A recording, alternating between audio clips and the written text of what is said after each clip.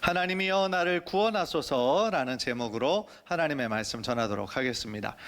시편은 총 150개의 시로 이루어져 있습니다. 여러분, 시편의 내용으로 보았을 때에 몇 가지 종류의 시가 나오는지 혹시 아십니까? 우리가 다 같은 시라고 할지라도 서정시가 있고 서사시가 있고 극시가 있고 그 내용에 따라 이렇게 시의 내용을 좀 분류하지 않습니까? 이 시편도 마찬가지죠. 겉으로는 시의 내용으로 시의 형식을 갖추고 있지만 그 중심을 이루는 내용으로 보아서 몇 가지로 나눌 수 있어요. 물론 학자들마다 좀 의견이 갈리기는 하는데요. 시편으로 유명한 그 트램펄 롱맨 박사라고 하는 사람에 의하면 약 5가지 종류로 시편을 분류할 수가 있어요. 첫 번째는 찬양시예요. 찬양, 하나님을 찬양하는 내용으로 가득한 찬양시. 두 번째는 탄식시예요. 탄원시라고도 알려진 개인 탄원시, 하나님을 향한 간구와 우리의 안타까움과 모든 마음의 절망들을 하나님 앞에 아뢰어드리는 탄원시가 있고요.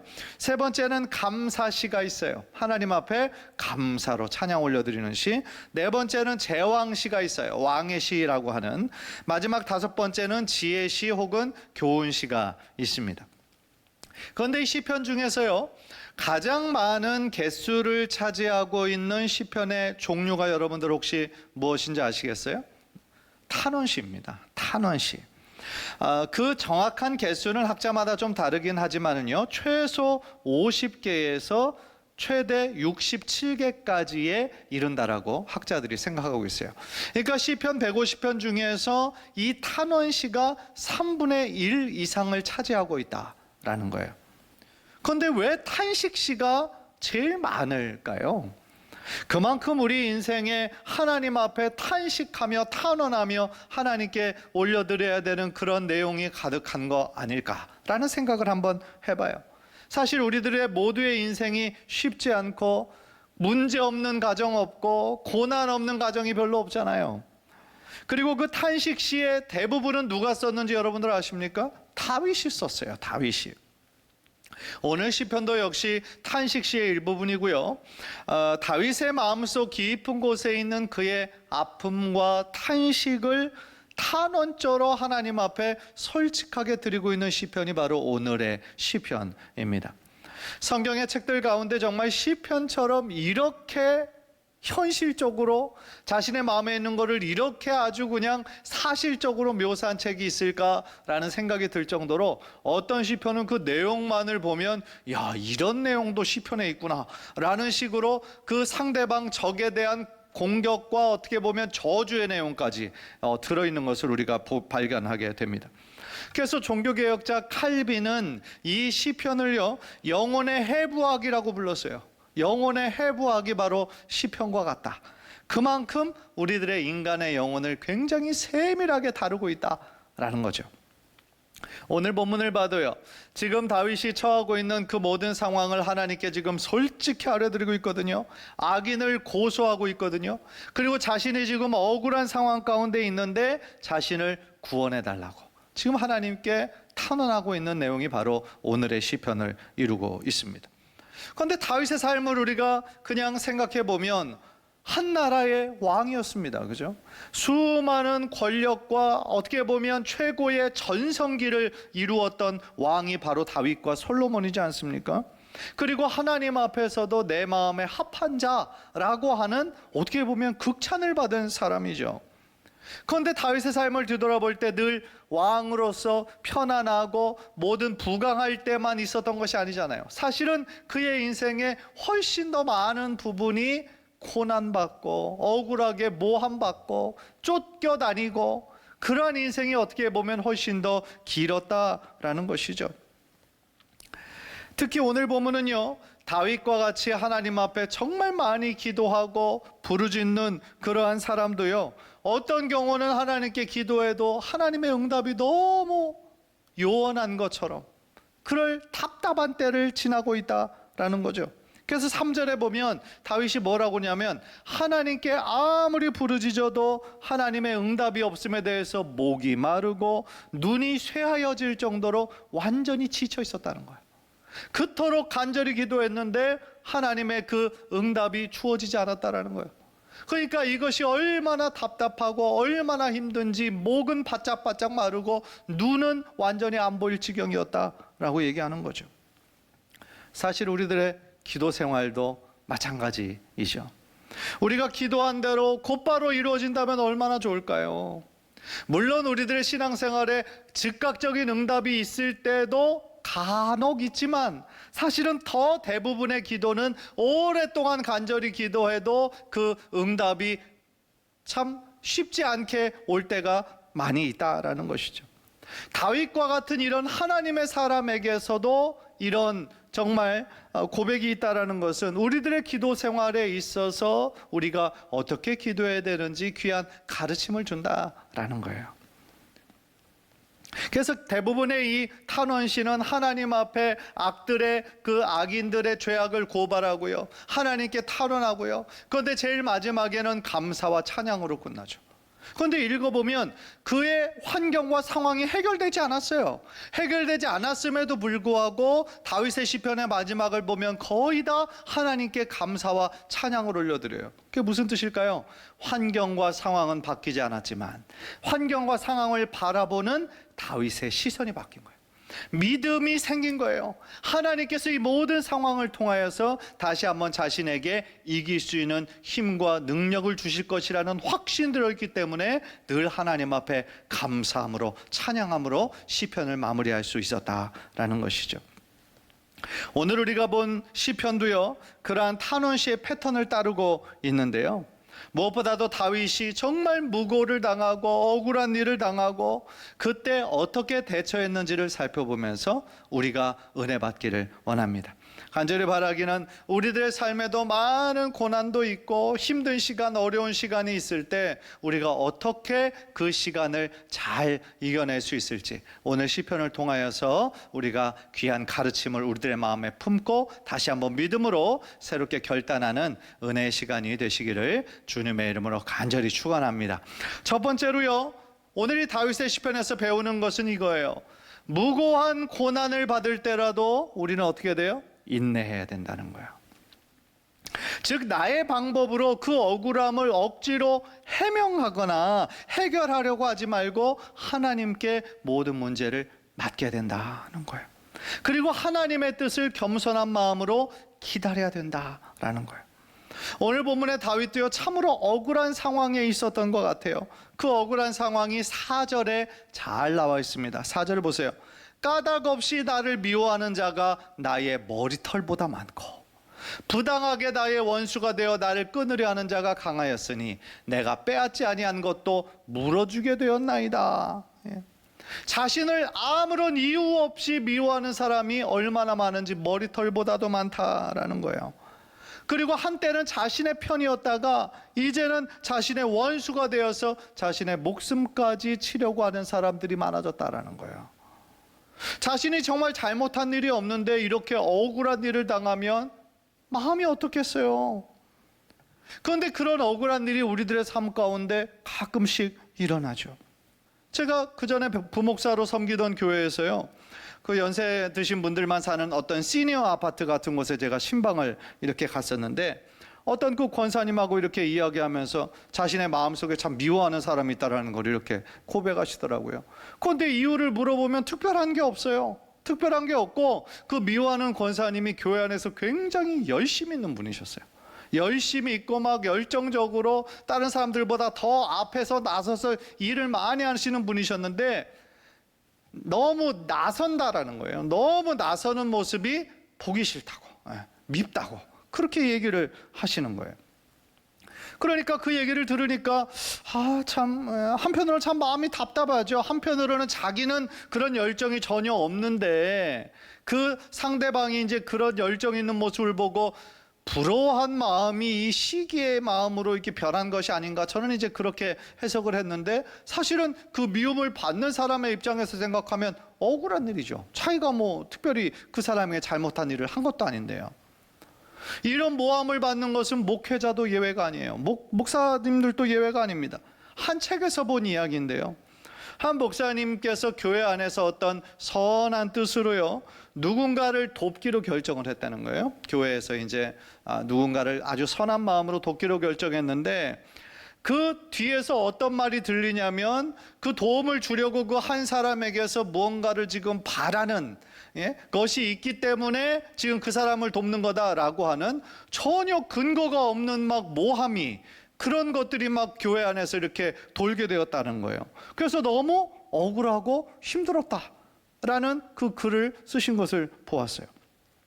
그래서 그 마음이 너무 힘들고 억울한 마음이 들어서 그 모함한 사람을 좀 1대1로 불러가지고 단판을 좀 지을까라는 생각까지 이렇게 들었지만, 그렇게 하지 않고 그냥 하나님께 그냥 그 모든 것을 맡겼다. 그리고 기도만 했다라고 고백을 하시더라고요.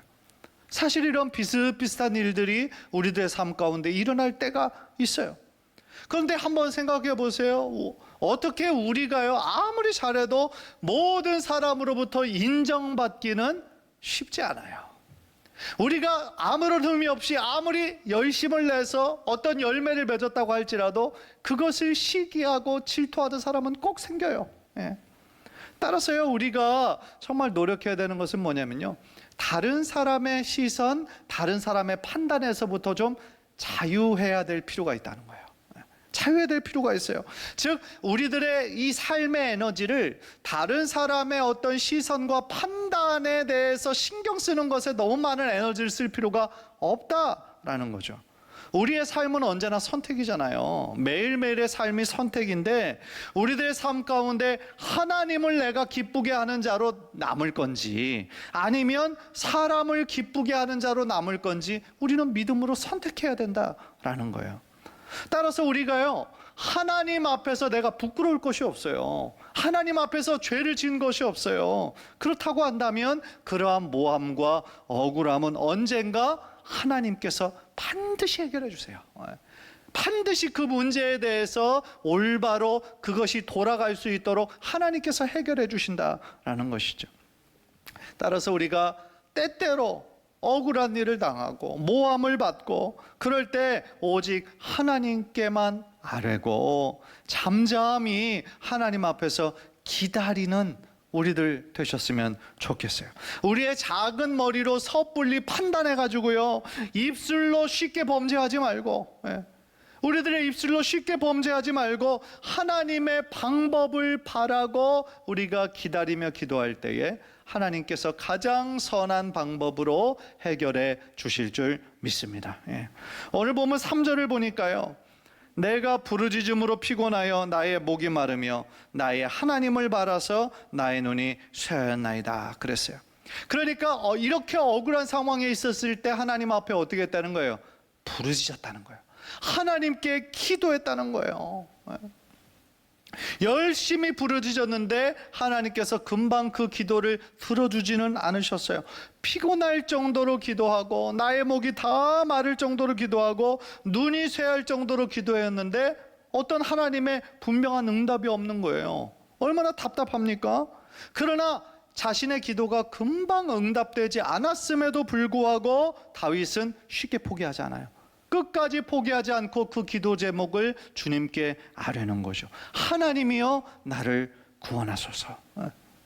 내가 지금 너무나 힘든 상황이 있습니다. 내 주변에 무고하게 나를 대적하는 이 대적자들이 머리털처럼 많습니다. 하나님이여 나를 구원해 주옵소서. 그렇게 기도하고 있잖아요. 아무리 어려운 상황 가운데 있다 할지라도, 아무리 기도의 응답이 더딘 것처럼 보인다 할지라도, 그럼에도 불구하고 우리는 끝까지 인내하며 기도해야 된다라는 거예요. 그것이 환난 날의 최선의 방책이다라는 거예요. 야고보서 1장 3절 4절 우리 한번 화면을 보면서 다 함께 읽겠습니다. 시작. 이는 너희의 믿음의 시련이 인내를 만들어내는 줄 너희가 알미라. 인내를 온전히 이루라. 이는 너희로 온전하고 구비하여 조금도 부족함이 없게 하려 함이라. 아멘. 믿음의 시련은 시련으로만 끝나지 않는다라는 거예요. 훈련의 시간이 있어요. 그런데 훈련으로만 끝나지 않는다라고 해요. 반드시 맺히는 열매가 있는데 인내라고 하는 귀한 열매를 우리들에게 허락하신다는 거예요. 그래서 그 인내를 우리가 구비한 사람은 하나님께서 보시기에 어떤 사람이에요? 온전하고 준비가 된 사람이라는 거예요. 고난의 시간은 물론 인내하기 힘들죠. 고통스럽고 금방 포기하고 싶은 생각이 일어나기도 하죠. 그러나 그 불과 같은 시간을 이겨낸 사람들에게 하나님께서는 반드시 더 좋은 것으로 갚아 주실 줄 믿습니다. 왜냐하면 하나님은 신실하신 분이시잖아요. 하나님은 약속하신 것을 반드시 이루시는 분이시잖아요. 우리들에게 선하신 아버지가 되시는 분이시잖아요. 욥기 23장 10절, 내가 가는 길을 그가 아시나니 그가 나를 단련하신 후에는 내가 순금같이 되어 나오리라. 정말 그렇습니다. 우리가 걸어가는 길, 우리의 인생 하나님께서 다 아세요. 때로는 삶의 고난으로 인해 어렵고 힘들 때가 있지만 그 연단의 시간을 우리가 믿음으로 잘 인내할 때 하나님께서 욥에게 주신 말씀처럼 우리 귀한 성도님들을 정금과 같이, 순금과 같이 강한 믿음의 사람으로 변화시켜 주실 줄 믿습니다.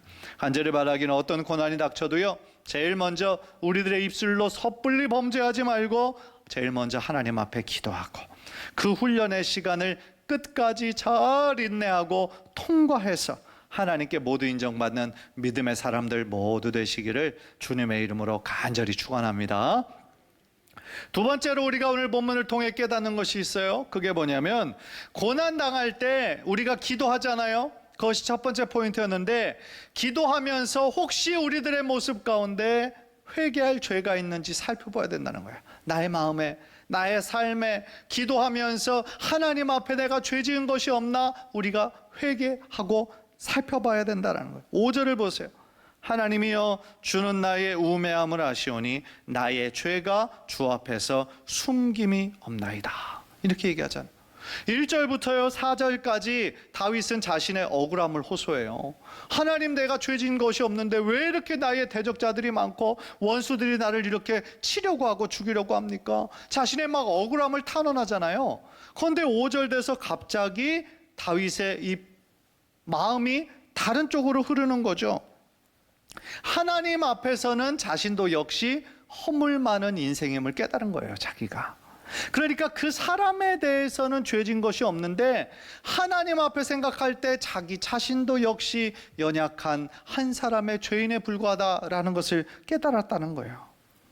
우리가 생각할 때 사실 우리에게 아무런 죄가 없다고 생각하지만 실제로 그럴까요? 실제로 나에게 아무런 죄가 없고 아무런 실수가 없을까요?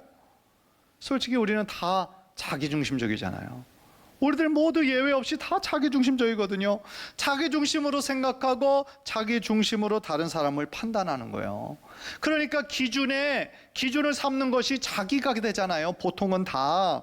그러니까 다른 사람을 정죄하고 판단하다 보면 자신이 했던 과오와 실수는 덮어져요, 어느새. 왜냐하면 자기중심이니까 그거에 대한 자기 변명이 생기고 합리화가 생기는 거죠. 나는 죄가 없다라고 하는 그 변명 안에 내 생각과 나의 방식을 고집하는 이기심도 있고 교만함도 들어있다라는 거예요. 그러나 우리가 아무리 내가 죄 없다라고 그래도 하나님은 우리의 마음을 아시고 우리의 중심을 다 보신다라는 것이죠. 그래서 5절에서 나의 죄가 주 앞에서 숨김이 없나이다. 주님 앞에서 내 마음에 그 죄를 숨길 수가 없습니다 라고 자신의 부족함과 자신의 죄를 고백하고 있다라는 거예요. 또 다른 시편에서도요, 다윗은 하나님을 이렇게 고백했어요. 시편 149편 1절에서 4절까지를 보니까요, 여호와여 주께서 나를 감찰하시고 하셨나이다.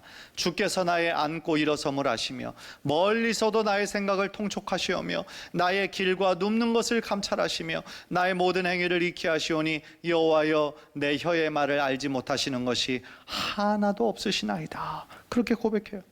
무슨 얘기예요? 하나님은 나의 모든 것을 다 아신다. 다 보시고 다 아신다. 따라서 하나님 앞에 나는 죄가 하나도 없다라고 고백할 수 있는 사람은 단 한 사람도 없다. 만약에 그렇게 말하는 사람이 있다면 그 사람은 거짓말쟁이라는 것이죠. 우리 모두 하나님의 용서하심과 은혜가 필요한 존재라는 거예요. 인간적인 관점에서 볼 때야 저 사람은 나보다 더 큰 죄를 졌어, 더 나쁜 놈이야, 저 사람은 나보다 좀 착한 것 같아, 더 큰 죄, 더 작은 죄가 인간의 관점에서 보는 있겠지만 하나님 앞에서는 뭐예요? 다 똑같은 죄인이고 하나님의 자비하심과 은혜가 필요한 사람들이라는 거죠. 그래서 하나님께서는요, 때로는 그 고난을 통하여, 어려움을 통하여 우리들의 연약함과 한계를 보도록 그렇게 도우시는 거예요. 때때로 몸에 질병을 주시는 거예요. 그래서 내가 내 몸의 건강을 과신했구나, 내가 내 건강에 대해서 내가 너무 과신했구나 라는 것을 깨닫게 해주시는 거예요. 재정적인 문제를 통하여서 내가 너무 내 재정을 너무 많이 의지했었구나 라는 것을 깨닫게 해주시는 거죠. 관계에 어려움을 주시면서 내 주변 관계, 인간관계에서 내가 모든 것을 너무 당연하게 생각했구나 라는 것을 깨닫게 해주시는 거죠. 그러므로요, 고난은 그 유명한 사상가 C.S. 루이스가 얘기했던 것처럼 고난은 하나님의 변장된 축복이다. 고난은 하나님의 변장한 축복이다라는 거예요. 결국 그 고난이 하나님의 축복으로 변화되더라. 그런데 그 고난을 어떻게 할 때? 믿음으로, 인내함으로 잘 이겨낼 때 결국은 모든 것이 합력하여 하나님의 선이 되게 하나님은 기필코 만드신다라는 것이죠. 사랑하는 성도 여러분, 이 세상에요, 문제 없는 삶은 한 가정도 없어요. 네. 겉으로 봤을 때는 저 가정은 진짜 문제 하나도 없이 다 행복하고 다 편안한 것 같잖아요. 사실은 깊이 보면 문제 없는 가정은 하나도 없어요. 아픈 새끼손가락은 다 있다는 거죠. 따라서요, 누구나 삶에 풀기 어려운 문제가 있다는 것을 우리가 인정하고, 그 삶의 문제는 사실은 크리스찬뿐만 아니라 비기독교인에게도 동일하게 오는 거거든요.